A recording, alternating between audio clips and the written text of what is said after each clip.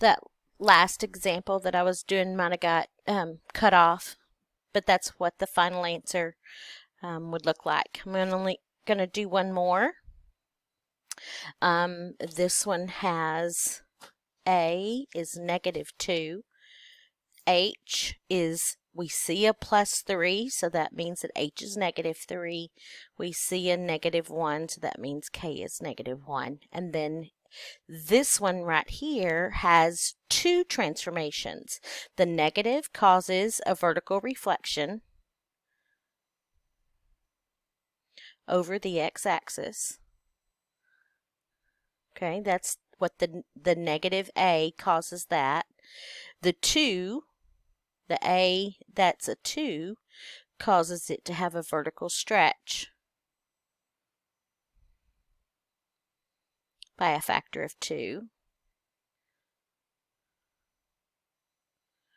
The H being -3 makes us shift left 3, and the K being -1 makes us shift down 1. So I've got 4 things to deal with. The reflection and the stretch. The reflection definitely needs to be done first, but so we know it's going to be going down, so we reflect it down. I'm going to go ahead and move the vertex, and then I'll be ready to do the stretch. So the vertex, I go left 3, 1, 2, 3. And then I shift down 1, so there's my new vertex. Normally, I go over 1, down 1 in both directions, go over left and go over right, go down 1 each time. But this time, I'm stretching by a factor of 2, so instead of going over 1, down 1, I'm going over 1, down 2. Over this way, down 2. I'm going to continue to do the same thing, go over 1, down 2, go this way, go over 1, down 2. You'll see now that the graph is not quite as wide. It's a little bit more narrow.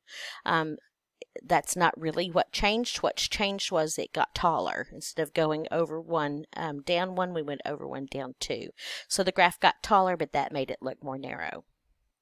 So we deal with the reflection. We found a new vertex. Then we applied the stretch. Okay, the other thing that you're going to have to do is, wait and let me find my paper. All right, the other thing you're going to have to be able to do is write the equation. They gave us the equations on the other problems and we had to graph it and then describe the transformation. Here they're giving us the description of the transformations and they want us to write the equation. So you know what we need. We need a value of A, H, and K. So when they give us a reflection, we know that that means that our A is going to be negative. And it has a vertical compression by a factor of 1/3. So those two things together mean I have an A that's a -1/3. Horizontal shift right. Horizontal shift, that's an H. It shouldn't be hard to remember that horizontal changes are made by the H value. The shift right means I'm going to have a positive A value, a positive H value, and it's going up. Vertical is the K. Since it's going up, it's going to be a +4. Now, that means that when I write my equation, it's going to be y equals, I'll put the formula up here, A absolute value x minus H plus K. So the A goes out in front, so I'm going to put -1/3 in the place of the A, the absolute value. I'm going to put the X and then I'm going to put the minus because that's part of the equation. That's part of the formula. Then my H value is 2. And then I'm going to put my +4. So we shifted to the right on H. So that is a +2, but when I write my equation, what I'm going to see is the opposite of that. I should see a -2. That should be your check. This is the correct answer for those 4 transformations.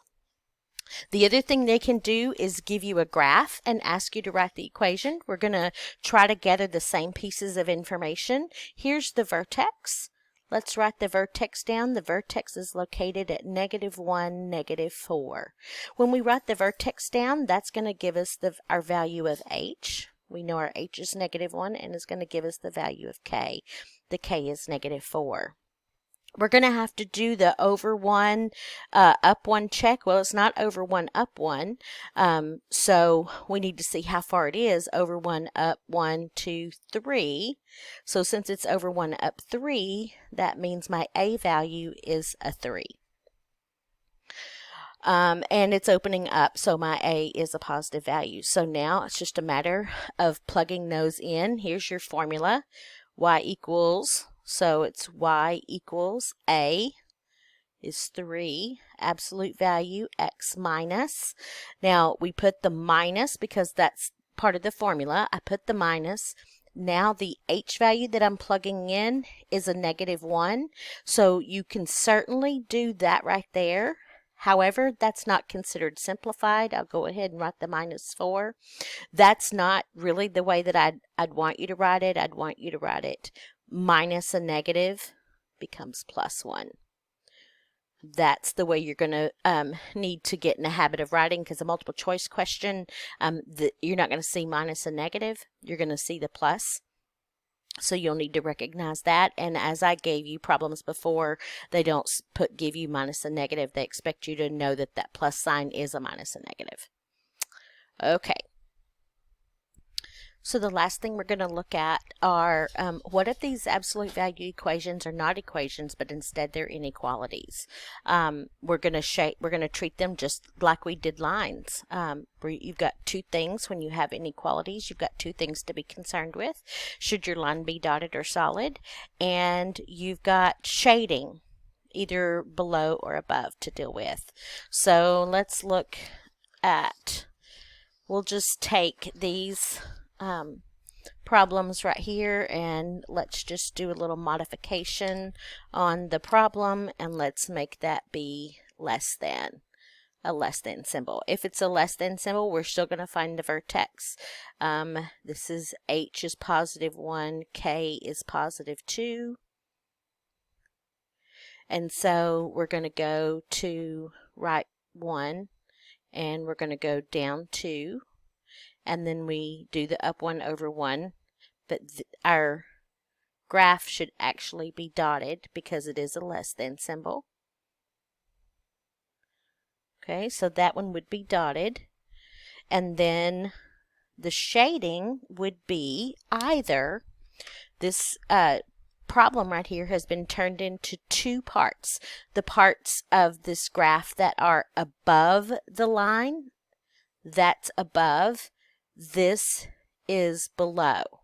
So you've got above the graph, below the graph. Because this is less than, we're going to shade everything that's below. So it would be this section right here that's below. I'm shading down. Okay, let's do another one. We'll alter this one, and we'll let this be greater than or equal to. If it's greater than or equal to, we would have a solid one.